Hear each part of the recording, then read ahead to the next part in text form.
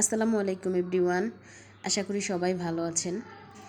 তো প্রচণ্ড অসুস্থ, ঠান্ডা, জ্বর, কাশি, গলা ব্যথা, মাথা ব্যথা ইত্যাদি ইত্যাদি। কণ্ঠ শুনেই বুঝতে পারছেন, ভাঙা ভাঙা কণ্ঠে তবু ভয়েস দিতে আসলাম। তো আসলে সকালবেলা ভর্তা ভাতের কোনো জুড়ি নেই। আমার হাজব্যান্ডের বিশেষ করে ভর্তা ভাত না হলে চলেই না, তাই আমি প্রতিদিনের মতো আজকেও ভর্তা বানাতে চলে আসছি। শুধু ভর্তাই ছিল না, সাথে ছিল আগের দিনের রান্না করা দেশি মোরগের মাংস।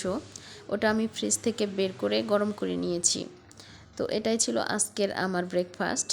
তো আপনারা কারা কারা ভর্তা খেতে পছন্দ করেন একটু কমেন্টে জানাবেন। তো ভালো থাকবেন সবাই, খুব ভালো। আল্লাহ হাফেজ।